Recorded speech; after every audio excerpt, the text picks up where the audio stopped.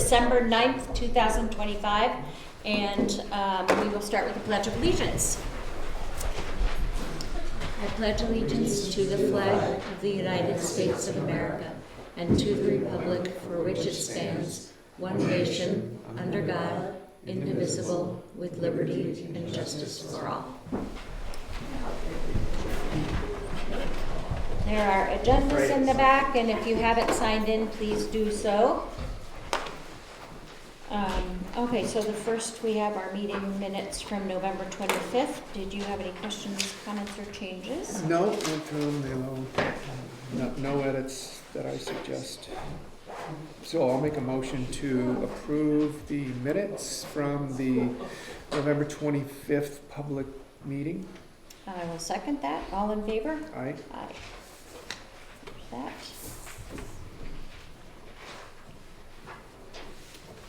And then we have Julie, these aren't on the agenda, but we're doing them today, correct? Yeah. So we have meeting minutes Yeah, it to. says non-public meeting minutes, yeah. Oh, never mind. So we have 3 envelopes of non-public meeting minutes, and the first is RSA 91-A:32E, and we're keeping those minutes sealed, so I'll make a motion to do so. Second? All in favor? Aye. Aye. And the second is RSA 91-A:32A, and that is also remaining sealed, so I'll make a motion to keep those minutes sealed. Second? All in favor? Aye. Aye. And the third one is also RSA 91-A:32A, and we are also keeping those minutes sealed, so I will make a motion to do so. I'll second that. All in favor? Aye. Aye. Thank you.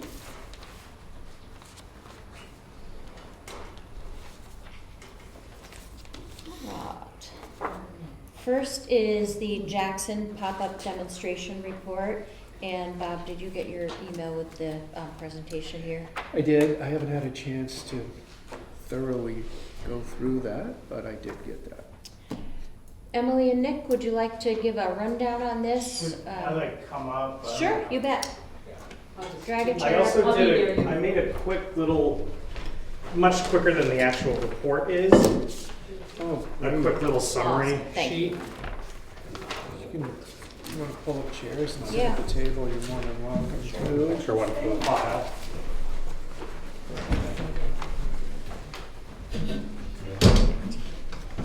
For the pile. That's all good. There's no Frank, yeah. I was like, is that? Right, no Frank today, sorry. So, we appreciate your time today. Thanks for having me here. I apologize that the report was a little later than we anticipated. Just we had my coworker Courtney, who was helping out with this, was out last week, and so we were catching up on a lot of stuff. But putting it all together, especially the data pieces of it.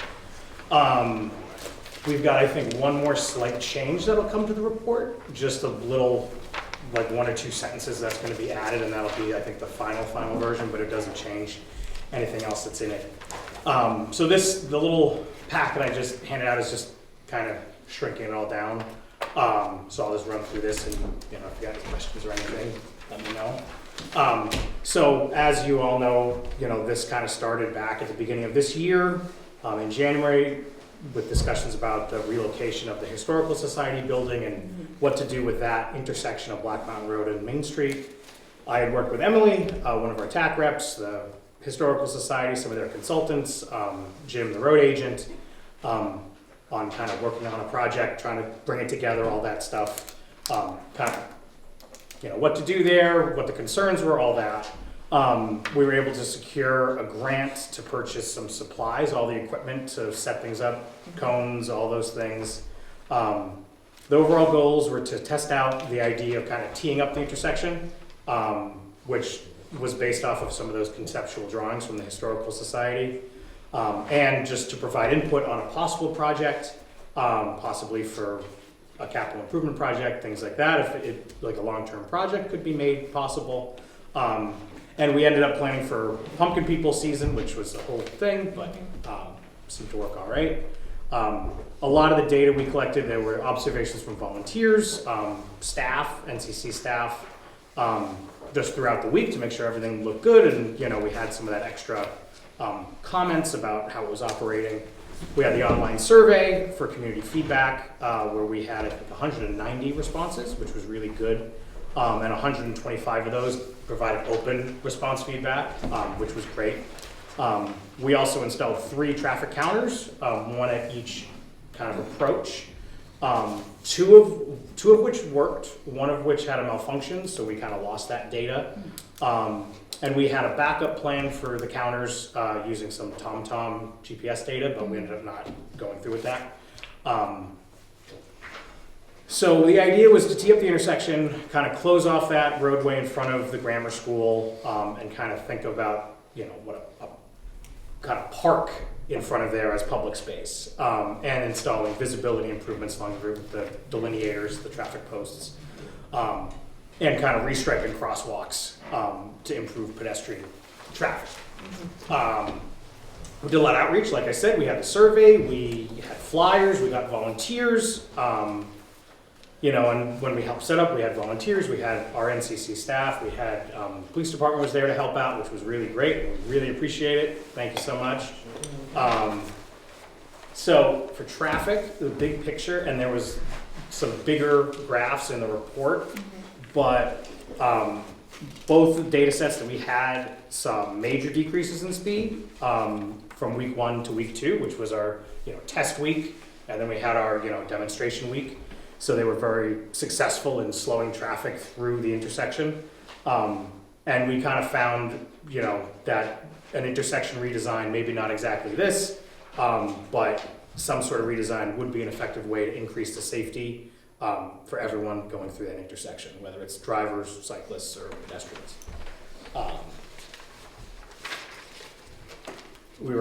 I was really happy with the survey results, a lot of good data, both, positive, negative, neutral. There was a lot there, a lot of good responses, a lot of good information. Overall, the proportion of people who felt, very safe during the demonstration increased by about 13% from how they felt, going through the intersection beforehand. And those feeling unsafe dropped from about 34% to 20%. So a lot more people felt safer going through the intersection than the current situation. Fact. Yeah. And only about 15% of respondents to the survey reported there were no safety issues at the intersection. And the overall concerns we saw were speed, sight lines, and then the pedestrian crossings. We did a lot of analysis of all the open response. That was kind of the big lift to try and put all that together. A lot of people cited safety of children, speed reduction, improved walkability as primary reasons for changing the intersection. Opponents emphasize cost, complexity, or satisfaction with the current, intersection layout, how it was working and how we had set it up. And then a lot of the neutral respondents kind of wanted to see more data or, more clarity on the final design. Because I think that's the big thing. It's a big what if. It's a lot of big question mark on kind of what it'll end up looking like. So bringing it all together, so we had a lot of data, we had a lot of observations, a big lift to install it, break it down, everything. We saw that it was a pretty big success at showing impact on speeds and creating a kind of sense of place and bringing people together. I was really happy with volunteer involvement. We had really robust survey and speed data. There was clear support from the community and clear impact on vehicle speeds.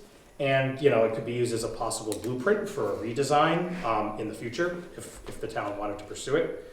And just as a reminder is that, and we reached out to survey respondents and people that we interacted with during it, is that we heard about the tight turning radius of how it was set up, and just wanted to remind everyone that it wouldn't look like that if the town decided to pursue a redesign. That's both from following town feedback and working with DOT, because it's a state route. It would not be that tight. It wouldn't look the same. It would function a little bit more efficiently than how we had to lay out. But sadly, we don't have the money for backhoes and pavers to do it ourselves.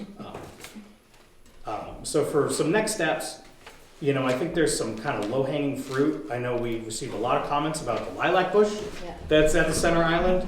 So we figured landscaping improvements, maybe a medium-term thing of thinking about relocating the historical monument eventually if the intersection was worked on. Improving the crosswalks, restriping, using pedestrian signage, things like that to improve the visibility there. And, consider additional signage like rapid flashing beacons or speed feedback signs. Those are easy ways to both improve visibility and lower speeds for vehicles that are coming into the intersection. There's a few other, things to consider is, for both this project or other projects in town is that we have, North Country Council has a budget to do on-call engineering support. So if you have, this project or another project, we can do the overall conceptual design and get some numbers there for what it might cost the town. I think one thing that people were looking for was some, enforcement measures or, targeted designs that might work on this to address the concerns. In the report, I have funding opportunities that might fit as well that's federal, state, different pots of funding.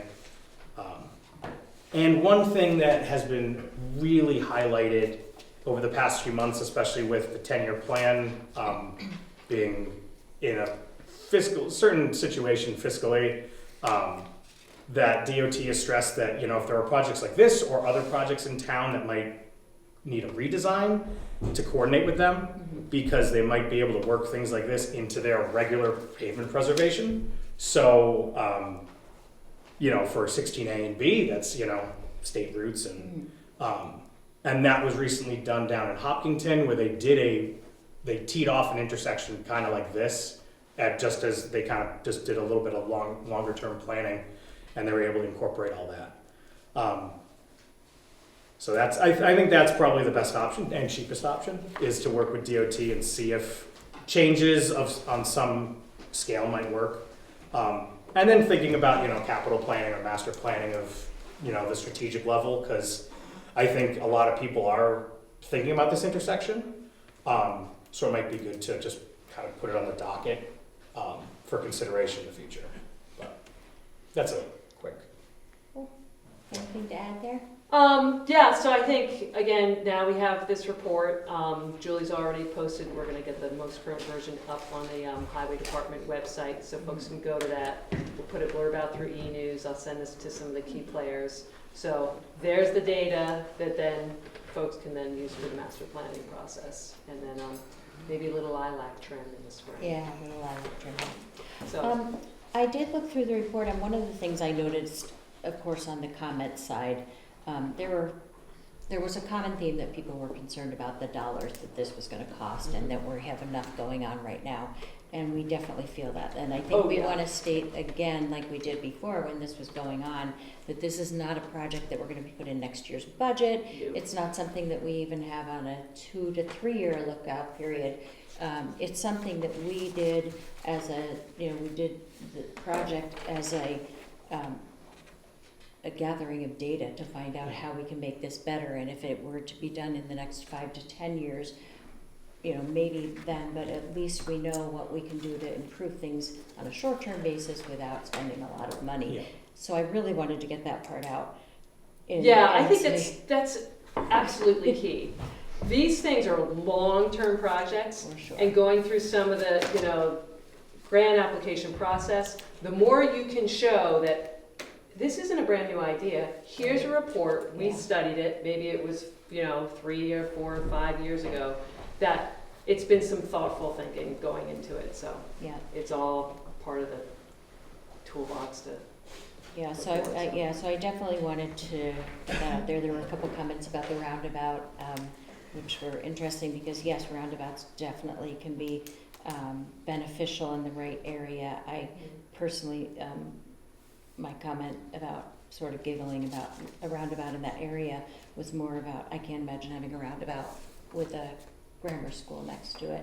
Just my forethought, but obviously I'm not an expert in engineering of roundabouts, but there's a lot of thought that would go into this at the time. So I really respect all the data that's come out of it and the funding possibilities. Yeah, I mean, we were able to Etc. take advantage of not having to pay for Absolutely. any of this. Thank you very much Yes. to ARP and the county councils. Comments, Bob? Well, I think the respondents on the survey, and we talked about that a little bit last time, the number of respondents was how many? 190? 190. Yeah, and we don't know what town they lived in or how many times each person responded, so I had some concerns about the quality of the data, number one. And I felt like if you really want to know what people in the town actually thought about that, I would encourage you to find a way to put it on the agenda for the annual meeting in some way, shape, or form.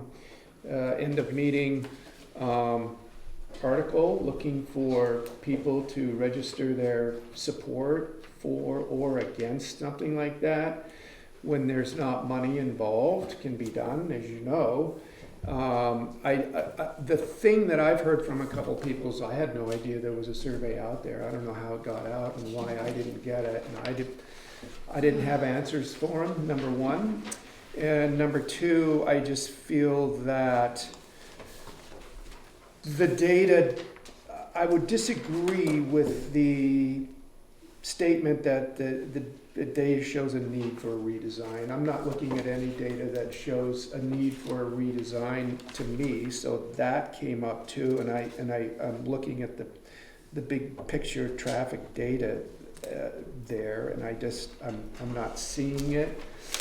And I was also surprised that, you felt like there was a fair amount of support from the survey, because that's not what I heard from people at all. And I still, so I was not convinced there was a need from a safety standpoint for a road that hasn't seen any kind of an accident in the last over 35 years, whether it's pedestrians or cars. And I still am looking at the same outline here on this road that concerns me about the safety of trucks and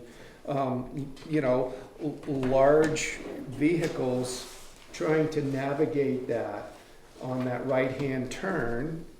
And I'm also concerned, at this point in time, our downhill ski area is up at the end of that road, and this could conceivably represent a huge bottleneck for people trying to get up there to ski, especially on weekends, Christmas week. Those are busy times of the year. I think if you really want to understand where that road is when it comes to traffic, get your traffic counters out there during Christmas week, and I think that would really, so between the concerns about the safety of fire trucks with tankers, building trucks that are trying to get up that way, I think there are some things you can do to improve the quality of your report. Okay. I think, so, yeah, we don't have, I think we might be able to go back and check to be able to check non-resident versus resident, but it was only 5% reported that they were non-residents, so we're gonna take that, we just have to take it how it is. I think it's up to you if you'd like to put it on your annual meeting agenda. I think it's a good thing to put it directly out there. Our outreach in a lot of our projects is imperfect. Sure. We tried to get it to the town, we tried to, all the adjacent businesses and everyone in the vicinity. But it's always imperfect. Was there a reason, did you discuss sending paper surveys to post office boxes? And if you did, why did you decide not to do that? I don't think we had We didn't. discussions on that. Yeah. That's a tough one because not everyone that has a PO box is necessarily a voter registered. Trying to reach everybody is No, a there's tough no one. perfect It is way about it. fascinating to try I know. to accommodate everybody's the way they get information. I think we will work on putting together something though for the town meeting. And you were saying that a warrant article with no money, right? That if there's no money, Well, you at the end, anybody can make a motion, yeah, can at just that make, annual so meeting maybe I'll to talk with, support or be against because that would be some the time sort to get of a another road bit of data. rework. Yeah, Okay, sure would. okay. And we can put up traffic counters in the winter, it'll just be radar counters, so we can do that. Yeah. Figure out spots to do it at the intersection, if you're interested in that. I just, Well, I feel like in trying to kind of visualize what it would be like on a Saturday at 4 PM of a busy ski day and looking at the overhead of that proposed road change, I mean, if you've got 10 cars backed up that are trying to get to the covered bridge, that's gonna back up past the school. Mhm. And there's a stop sign there and those, so, and then they would need to turn left to get to the covered bridge, and so it just, Well, I- being at that intersection many times during that week, it was really interesting to see. That's not a place I've hung out at for a long time in recent years. And it's very busy. I mean, just contractors alone, those days that I was there, I was thinking, okay, this is an interesting dynamic here. To see the ski area letting out, that would be something that you Yeah. can see about. Yeah. that and the fact that it's late, it's dark later now compared to when we did this. Oh, yeah. You know, I wonder if the winter Yeah. months and how lighting is, you know, obviously Yeah. it's pretty good down there. So, And I will say is that, so the turning radius was I think the first thing that we talked with Jim about. yeah. And then we That's talked always to Chief Petty about that as well. And like I said, is that this would look very different. It would be a lot easier to turn that way. It would not be as Yeah. basically a right angle. So that was one of our main concerns, because even before we had actually set it up, we wanted to make sure that for all emergency services, for the road vehicles and the fire vehicles, we wanted to make sure that would work, because we didn't want to set up a roadblock that would be, cause issues. Right. But yeah, we can. I mean, I think right now this is just, this is like, was brought up by just some concerns to Yeah. Emily and School, through, historical because society. We gotta look this at is this not- as like, oh, well, here's an opportunity. I mean, I think your point about it being a traffic safety, specific with accidents that's 100% fair, and I think on point. I think this is more of a thinking of the grammar school and the beautification efforts of the historical society. It kind of goes hand in hand as an improvement, not necessarily of serious fatalities or accidents, things like that. So it hits a few boxes, but it's not specifically for death or serious injury prevention. yeah. So, which we get that. Right. Yeah, this is kind of a different, bicycle pedestrian mobility, not quite specifically focused on accident prevention.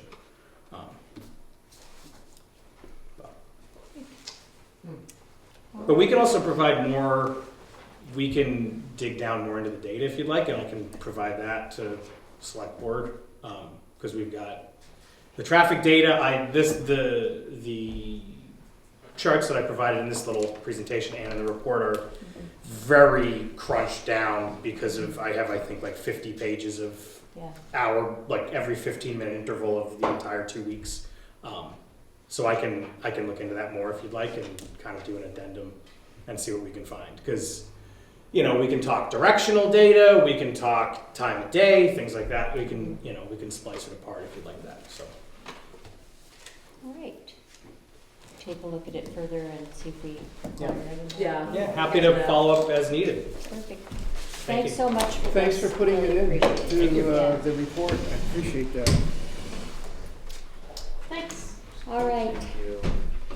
The next agenda item is the Black Mountain Ski Area Fireworks Permit, which has been on our agenda for a couple of months now. So we have this in front of us, and I just want to make sure that before this is firmed up, that we're talking about the number of shells, the number of, all of the logistics here are not changing, correct? The proximity is not changing The to proximity is where not it's. changing, yeah, the only thing that may change, the total quantity wouldn't change, but we may change, you see how they're organized, they're kind of all in the grand finale. We may spread them out, you'll see that they just kind of threw that in there as they plan the show. Is there a time of how long this is going to be?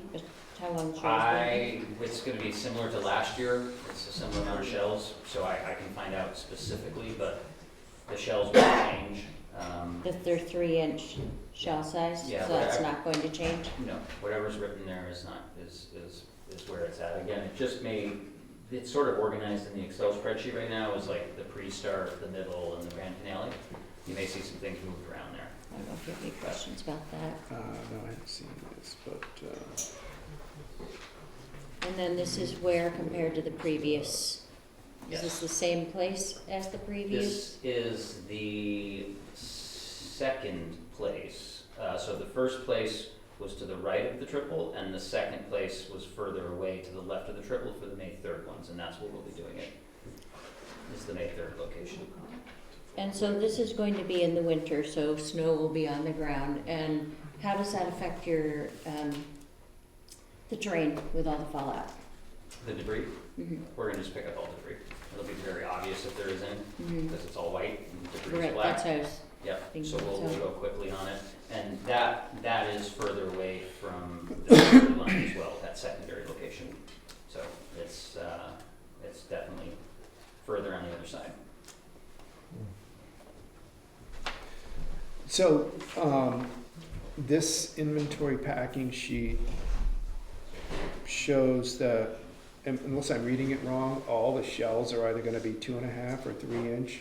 There won't be any 4-inch and there won't be any 5-inch. You had 5 inches at the May, and you had, and some 4, so they're all, it looks like you've got about 320 Total shells, yeah. total shells. Yep. Okay. All right. Thank you. Yep, and all that goes through the purchasing to the state fireworks standpoint, so Yeah. that's what's been ordered and purchased and just separate, so that's not gonna change. Again, the only thing change is the distribution over the length of the show. Yeah.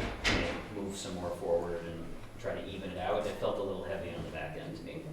What's the time? I was going to ask that myself. Because they're scheduled to show at a. Yeah, I can't remember. We haven't picked a time. I believe it was 8 o'clock last year. I think the permit says. It says, 8. yeah, it says 8 Yeah. o'clock. Okay, 8 It o'clock. does, and- Yep, that's what we'll stick with then, 8. Yeah.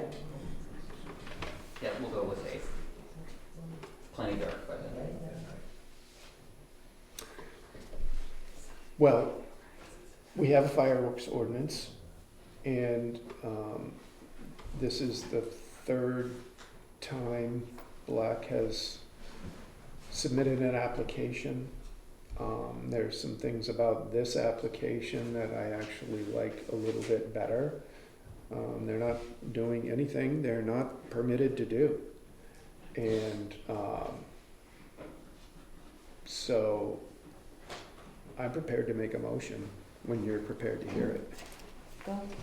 I'll make a motion that we approve the fireworks show scheduled for 8 o'clock on New Year's Eve. That includes nothing but 2.5 and 3-inch shells, and or 2.5 and 3-inch shells for Black Mountain.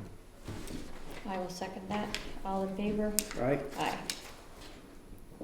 And this is a matter of public record also, that this was part of the settlement agreement to sign off on litigation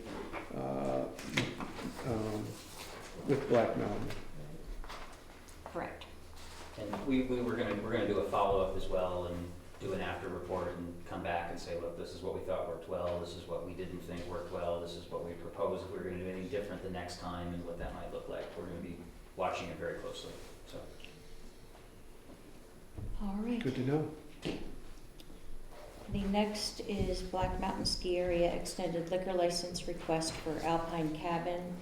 And this actually is also part of the agreement. And I'm going to read this into the minutes because it includes also a few other of the newer areas that you are applying for an extended liquor license for. So it will be in place once those areas are built and functioning. So the town of Jackson, New Hampshire acknowledges Alex LaHood, Director of Base Area Operations of Black Mountain Ski Area, which is under new ownership, DBA Alpine Resources Corporation, located at 373 Black Mountain Road in Jackson, New Hampshire. Excuse me. The town has no issue with Black Mountain Ski Area and wish to give permission for their business to serve liquor, wine, and beer at the base lodge, the back deck, as well as the Alpine Cabin at the midpoint of the mountain and the deck of the Alpine Cabin, and also the areas outlined in the recent service extension applications, including the Bull Wheel Bar, the Sugar Shack, the base area new deck and lawn, the Platter Lift Shack, and the Alpine Cabin lawn. And this has already been approved as part of the agreement.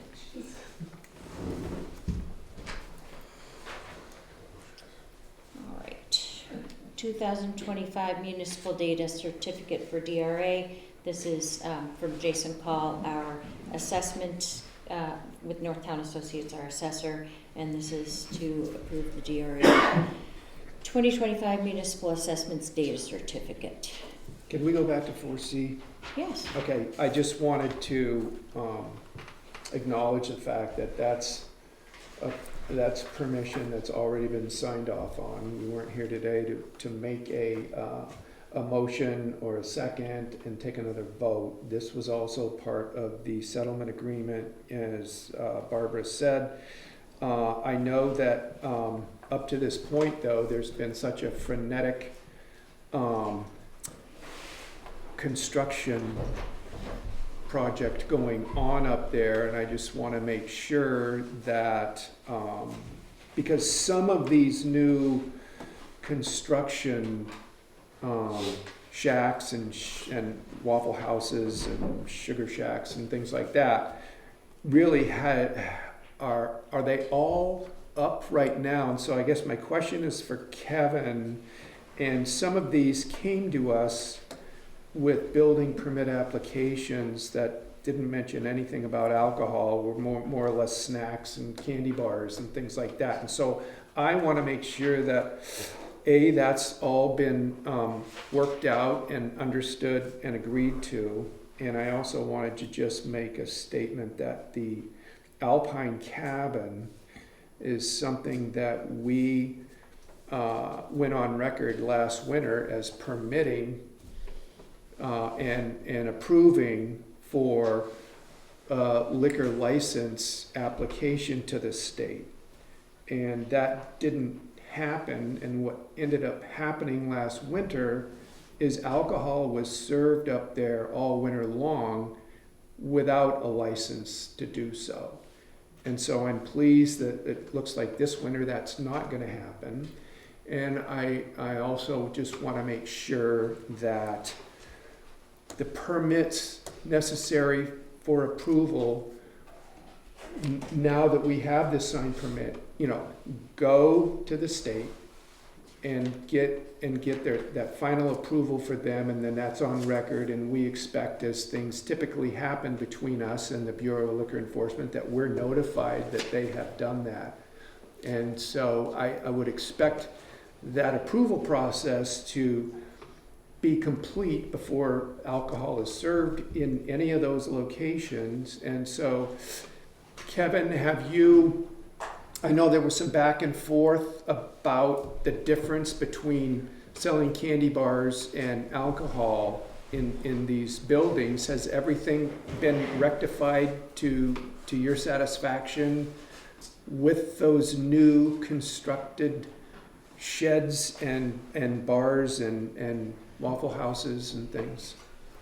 I think two of the permits we were asking just for more information, because we were kind of surprised that all of a sudden they were selling alcohol there.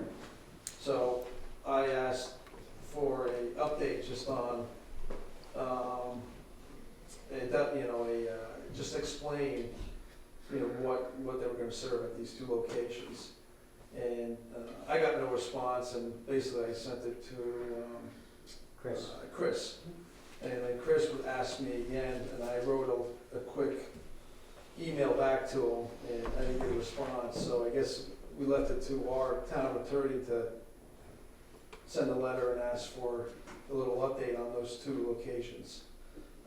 And actually, the one location, the Bull Wheel Bar, that's all done. That's pretty straightforward. It's a deck on the back of the double chair. The Alpine cabin, that's been all done. That's all good. All up to code and everything else. The so-called Sugar Shack that just has basically footings and sonotubes coming out of the ground. It hasn't been built yet. The expansion on the deck at the main ski area, that's all complete. That's all good there. I haven't been inside the what's the other one there? The platter lift, Jack? Yeah, the platter lift. Yeah, I haven't checked that out yet, but I think that's all ready to go, if I'm correct. I think they changed some windows and doors, if I'm correct, right? I just haven't actually walked in there or went in the building yet, so. We're very close. The Alpine Cabin, just to go on the record, Bob, I disagree with your statement. The Alpine Cabin was not licensed last year, and I disagree with your statement that alcohol was served without a license. That's not the conclusion that we've come to. And I would caution you on making those statements. That's the very type of attitude that brought the board into the litigation in the first place. So I would adamantly disagree with your statement there. Second, the Alpine Cabin we have come to an agreement with the Liquor Commission. It is fully licensed. We have that, and we served liquor at it last weekend. The Bull Wheel Bar is nearing completion as well, and that has been inspected by the Liquor Department. So has the Sugar Shack, and so has the back deck and those items. As far as the expansion and clarification on the building permit language, we had indicated originally that food and beverage would be sold. I would agree that we did not specifically indicate that alcohol would be sold, but I would remind you firmly that this board does not regulate liquor. That is up to the state agency. However, we have amended that application to include the word alcohol in it per your request. So I believe we're where we need to be now. Unless you want to add anything, Chris? Well, I want to add one thing real quickly, and this is part of the agreement, and I think it just goes to hopefully put closure on this, that in the agreement, it is said that Black Mountain agrees to notify the town and provide a copy of any liquor license or extension of service obtained by Black Mountain upon your receipt. So when you get all these certifications and everything, we will get them back, which will tie to the extended liquor license that we have granted, and that will make sure that everyone is in compliance. We're going to definitely agree that that's part of the agreement, and hopefully that satisfies things. The building permits and things are Great to work with separate, Kevin, and and we're plowing away on those things. Anything you wanted to add, Chris? Nope. good. Yeah, All thanks right. for the opportunity to get that clarification in there. All right, DRA certification, this is an annual form that Jason has to have our approval for, so it's just that he is filing his paperwork with the DRA certification. I'll make a motion that we approve the 2025 municipal assessment data certificate. I will second that. All in favor? Aye. Aye. Sign.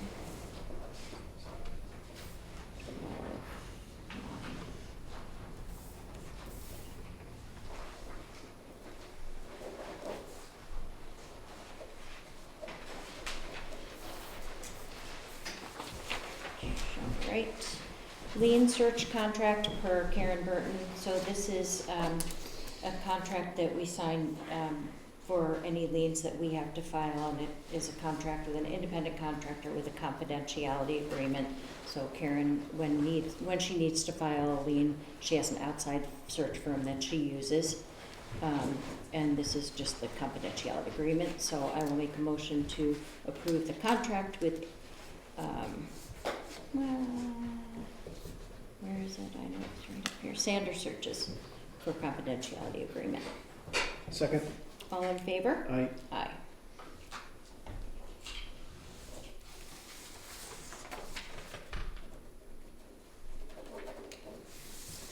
All right, since our tax bills went out, we can make some transfers here. So we have trustees of the trust funds, funding and withdrawal. I am not going to read all these, but they will be attached as an addendum to our minutes. So on December 9th, the Jackson Select Board authorizes the transfer of $668,500 approved at the 2025 town meeting to be deposited into the capital reserve funds and the expendable trust funds per the warrant articles listed below. The total is, like I said, $668,500, all according to the warrant articles. And I will make a motion to approve those transfers. Yeah, I'll second that. All in favor? Aye. Aye. It's gotta be the longest Yeah, warrant article funding approval Yeah. request. I'm not done. In a while. Okay, and then on the side of the withdrawal from the trust funds, I'm going to read the bold amounts and the fund numbers, and the details will also be in an addendum to the minutes. So the Jackson Select Board is requesting the following withdrawals from the trust funds as indicated below. $61,898.68 from the new historic town hall building maintenance and repair ETF.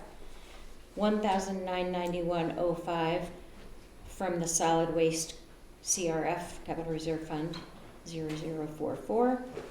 $9,650 from the transfer station site building / recycling ETF is 0028.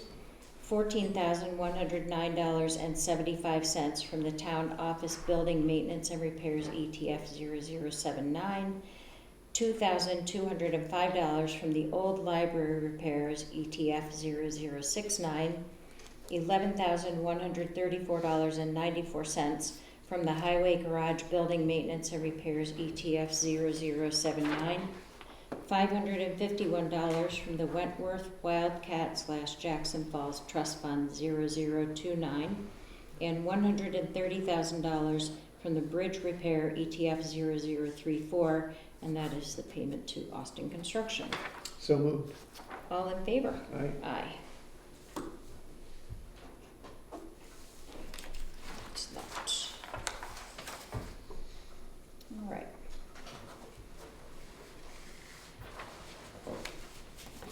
Thank you. All right, the next is for an abatement for our map R13 lot 1. This is $161 to Aaron B. Freckleton, trustee of the Athena Revocable Trust. And it's a abatement for an overpayment for taxes for current use. So please abate $161 to Aaron B. Freckleton, trustee of Athena Revocable Trust. The assessor did not enter the current use application until after the first bill went out. The owner paid the first bill amount in full, and the second bill is the refund amount due of $161. I'll make a motion that we approve the abatement refund of $161. I will second that. All in favor? Aye. Aye. There you go. Roll. Okay. Thank you. Thank you. The next is the Wentworth Golf Club, DBA the AG Wentworth LLC, has made application to the Division of Enforcement for a Sports Recreation Facility liquor license under the provisions of RSA 178:22. This is at 153 Main Street, Jackson, New Hampshire. So this is, the Liquor Commission hereby provides the City Town of Jackson with notice of the application and informs you that you may submit data, views, comments, or other materials or evidence with respect to the potential issuance of the liquor license. This information will be taken into consideration by the Division of of Enforcement and Licensing prior to its recommendation to the Liquor Commission for approval or denial. So Wentworth is the clubhouse. Mhm. Any concerns, questions? No. Right, I will make a motion to approve this. It's So we're not not really approval. making a motion, No, we're it's just just making if sure you there's no For comments. the liquor Yeah. commissioner, then Okay. So no comments. All right. All right, the next is a letter for the Dana Place Association, but I'm gonna put that on hold because I need to have more information from Burr Phillips. I wanna make sure that we're addressing this to all the affected associations and HOAs, because there may be more than one HOA that's involved in this. Were So- we expecting him here today? No, or we knew he just- couldn't come, so, Okay. and it's just sort of All right. forming, kind of learning more as we go. Well, I'll So- make a motion to table the Dana Place Association letter discussion to a later meeting. I will second that. All in favor? Aye. Aye. And then, what's there? Okay. And then, Bob, I'm handing this off to you. This is what Chief Pearlie was speaking about a little earlier about the changes that are needed for gambling. And this needs to go to the planning board. So I'm passing the buck. So it's changes to town meeting laws in 2025, and this has to do with the gambling laws. So this needs to, we need to specifically opt out of this. Mhm. So, planning board, it's more or less asking if for you to follow if the planning board is aware of this and if they plan on submitting an ordinance. yeah, it would have to be updated in the ordinance zoning. Okay. Are you planning on letting Bill know about this and I- having him get educated? I I just, can if you wanted to. I'm not passing the buck. However, I'm on call a lot of those Thursday Okay. nights, and so there's always a Yes. chance that I am not gonna make that meeting. Okay. So I'm gonna hand this off to you anyway, so you have this copy of it, and Yeah. Julie, you have the I the do. soft I have copy. a copy. So I will Yeah. send it to Bill. send it Thank to Bill, David David, Campbell, yeah. and copy Bob. I will. Okay. That's pretty well. All right. And send a copy to Scott too. Scott, yeah. Yeah. Okay. Yeah, there you go, the Okay. three officer kind of folks there. All right, fire station construction updates. I know you had something, and then Emily, did you want to update on? I thought we could start with Emily. You want to pass along any updates on funding or colors or? I can pass along the color updates. No, we decided we were not gonna pass those along. Yes, so in terms of, just want to let you all know that Tim Scott has sort of been heading up the fundraising effort, and this is again what was promised as part of we went before the voters that some of the costs would be all set. And so we have been, over the past couple of months, meeting directly with folks who might be interested. Our goal is, we're looking at $275,000 to raise. We've already have nearly 100,000 raised through that sort of quiet phase of it. We have in hand now $56,500 with the Firefighters Association. So those are all nonprofit donations. This week, a mailing's going to go out to all the Jackson postal patrons. So get that in, and any ways that people would like to support before the end of the year, that would be great. Also, been fortunate, a number of the contractors have been making in-kind donations. Nice. We have approximately $23,000 value as being gifted in kind. We've so far confirmed we've already received $5,875 in donations. So that's been really great. Pursuing some other folks, have some other conversations out there. But yeah, we're down to, picked all the finished colors, and right down to the toilet partitions in the men's. Wow.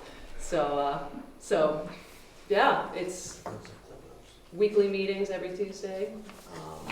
And we're trying to be really specific about what those donations are being used for. Yes. And so of the $23,550 to date,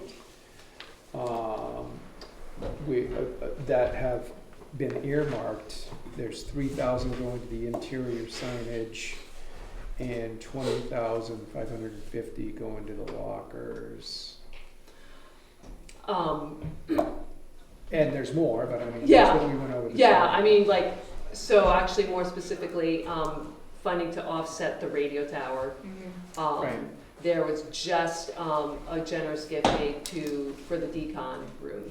So That's that why I was wondering really- if you had restricted versus designated funds. Yeah, I mean, Tracking that. we have the conversation and let folks, if there's something that really resonates with them for personal reasons, or, folks have just said, yep, we want to support here, an open-ended thing. But yeah, to Bob's point, there is sort of a ranked priority list, Yeah.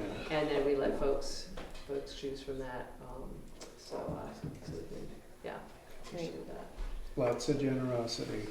Yes, yeah, it's really good to see. I mean, folks have been appreciative of that, so. It's fun to see the progress on the building too.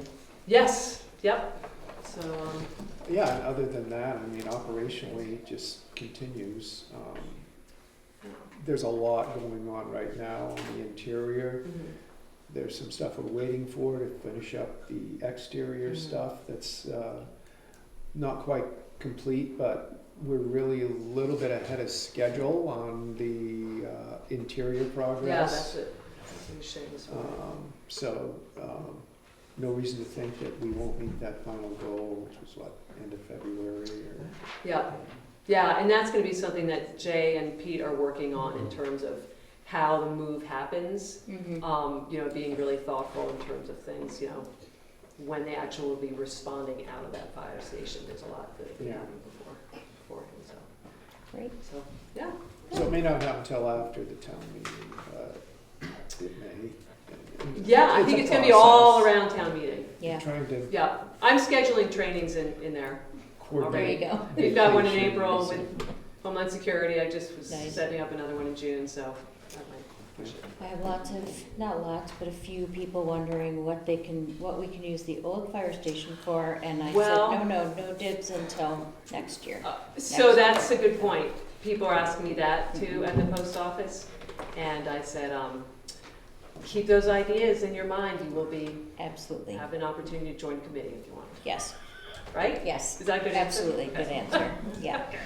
Yes. Yeah, I almost think that after the annual meeting, once the move has That's it, run its course, that, forming a committee of interested parties, yeah. we've heard everything from tear it down to, Mhm. you know. Put the dump store there. Yeah, Check. So we've Yeah. heard all those, yeah. Yep. So, So- All right, lots of great. possibilities. Yeah. And I would like to say then also, the work we've done on the master plan Well, has identified a common denominator around a lot of different departments in town and including the library, that shortage is Storage. primarily due to storage space. so that's a big thing, yeah. So if we could figure that out, and maybe that's a low-cost way. I mean, anything we want to do in there that's going to be, an absolute repurposing of that space is going to cost money, Mhm. and we know that. So Yeah. Well, and that's where I think it dovetails perfectly into the master planning process, Mhm. Yeah. so that'll be good. right. So, okay, Great. Thanks. Great update Thanks for on the coming. fundraising. Appreciate it. Town hall building move updates, anything, Stephen? Only that we recently removed the paneling, 1970s paneling that was covering up the original plaster with the intent to restore that plaster, but we found that it's pretty well shot underneath, so we're trying to plan the next step to move ahead. Plan B. And are you opening partially Yes, occasionally on weekends. Nice. There's an art exhibit on the second floor. Great. I don't have any updates on the proposed Route 16 signage with DOT, so that's on hold and still pending. And then Eastfield Road also is going to be put on hold until Burr can be here because we have some other questions on that side of things. So that's continued. And no short-term rental, conditional use permits to approve. Kevin, anything on building permits here? No, there's a lot of them, but it's all pretty straightforward. All right. Any public comments? Tish? I had a comment, a couple of questions. One is the new tax rate.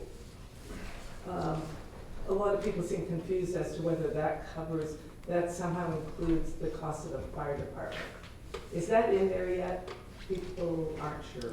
I think that goes into the next year's budget process at how much we will be covering for the cost of the bond. Yeah, well, a lot of people think it went up a lot because of the fire department. So I wonder if there's a way for you to make that clear. I definitely want to do that during the budget meetings because I think that's, it's definitely going to become clear because it'll be showing how much principal and interest we'll be covering for the fire station bond and the debt.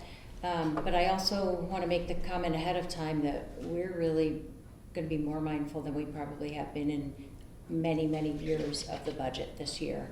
And reducing costs, not just holding steady, but how to reduce costs. We've been really, fortunate. I say that with a capital F.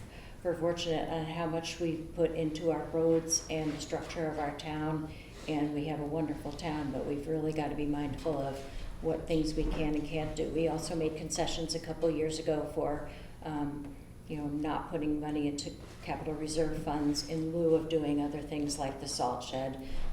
So, what other things can we do to hold off on spending and maybe, cut back on what our allocations are, putting things off a year or two and working, again, in coordination with the master plan too, of what's urgent, what doesn't need to be done so we can keep our budget as low as possible. I have a second thing, and with regards to, back in this early summer, I did come in with a suggestion of like a noise complaint coming from Black Mountain. And it appears that that's kind of done, but at that time, you had said that we're gonna have a meeting toward the end of the year before the town meeting to discuss noise and fireworks. Right. But that didn't happen. Well, So- we have our meetings coming up for our ordinances, which are the ordinance public hearing. The first one is on January 6th. So the noise ordinance, we will be discussing modifications to that. Right now, the way the noise ordinance is, it's sort of wrapped into our extended liquor license when we talk about tents and things. So we're looking at rewriting that and making it more clear and not just revolved around an alcoholic event. The other thing is in the agreement that we made with Black Mountain, they have decibel requirements up to a certain amount at the property line. So we did take into account the noise ordinances and the timing of their the music. So there was nothing in that prior to that agreement, so that was incorporated into the agreement. Do you have any idea what the decibel was before? I mean, I don't No, I know don't. what that means. in We terms of- so Is it gonna be like the on our same, tent. less, or- On our tent ordinance, it's 90 decibels from, I believe, 90 decibels from the source of the music, Yeah. or amplification, I should say. And the service agreement, the agreement that we signed is 80 decibels from the exterior line of property. So, and it has to be done within the hours of the town ordinance as well. Which But is I think 8:30 in the morning to 10 o'clock at night, is that 10:30 at night? I can't 7 remember days the a week. exact times, I'm so sorry, I don't know what the times are, I don't remember those offhand, but, We ended ours, we agreed to end a half hour earlier than the town ordinance actually, so our. and when do our your previous lifts one close? was- Lifts close at 4 most days, and then sometimes in the spring they'll stay till 7 on select days. Mhm. So, there's always an opportunity to, when we go over these ordinances, if the select board is putting forth new ordinances, then we will be discussing those at the meetings, and then if there are any petitioned warrant articles that come through, those would be presented prior to that, so they would be discussed at public hearings as well. So noise ordinances are town issued. It doesn't tie to the state, like fireworks or whatever. Correct. It's what the town decides. Correct. Good. So what was agreed to with Black Mountain, if there's an ordinance that people of the town decide they do not want any fireworks, how does that affect Black Mountain? If the town votes to not have any fireworks or change the fireworks ordinance that would make it illegal, basically, for Black Mountain to have fireworks, then that is not, their agreement would be subject to the new ordinance if that were put into place. Specifically to the fireworks, we agreed that if there was a town change, yeah. Correct. But to the noise, we believe we're pre-existing use, so. And, Could you yeah, clarify? no, I'm not going back and forth here, We can okay? chat after if you want. Yeah, anything that is an ordinance in the town must be Black Mountain must follow the town ordinance. We'll Okay, just so leave if it, the any people- business If must, the town agreed to 40 decibels, right, just Whatever that means. whatever that means, if the town agreed to lower the decibels to 40, correct, you agreed to 80 to Black, they're not grandfathered to 80 decibels. that's correct. Thank you. Any other public comments? I would public comment. Chris Meyer, I represent Black Mountain. The town, we took and still take the position that the noise ordinance that Black has been around since 1938 and has been running as here since 1938 and would be grandfathered or pre-existing non-conforming from any noise ordinance.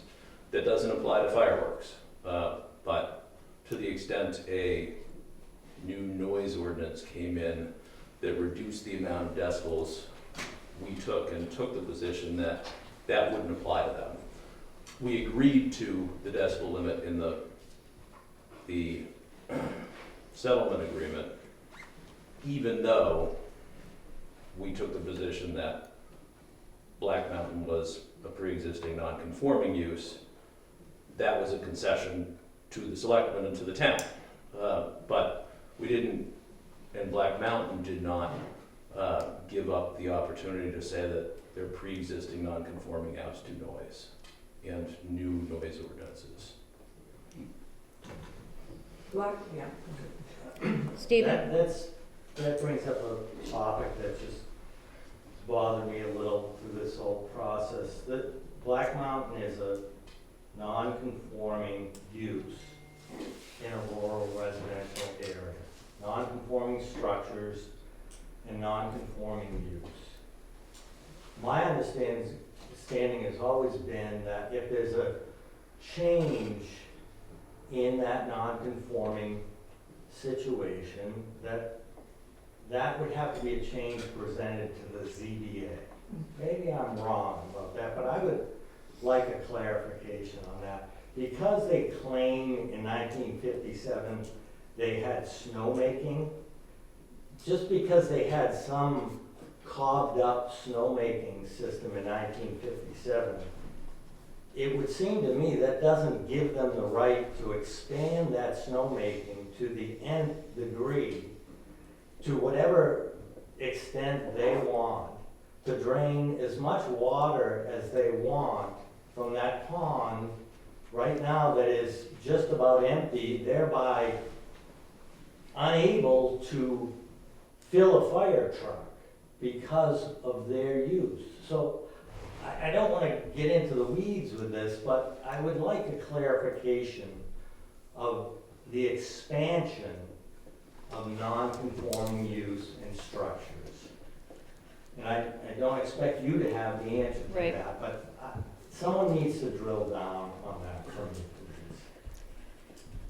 please. Thank you, I'll look into that. expansion of nonconformities.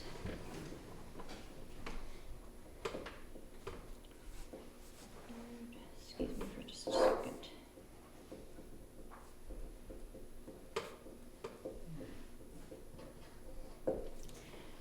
Okay, any other comments? All right, our upcoming meetings are December 23rd, 3:30, regular select board meeting. Tuesday, December 30th, Bartlett Jackson Ambulance Budget Meeting, which is at 5:15 at the Bartlett Town Office. Tuesday, January 6th is the regular select board meeting at 3:30, and then following will be the 4 p.m. Town Ordinance Public Hearing. And that's where any, there are some certain deadlines for town ordinance changes and submissions. So we'll be posting those through e-news as well. Tuesday, January 20th, 3:30, regular select board meeting, and the first budget hearing following that at 4 o'clock. And then Tuesday, February 3rd, 3:30, regular select board meeting, 4 o'clock p.m., second budget hearing, and petition warrant articles, final due date. They can be submitted beforehand, but that is the final due date. I don't think we have a non-public tonight, so I will make a motion to adjourn at 4:36. Second. All in favor? Aye. Aye. Thank you all for coming.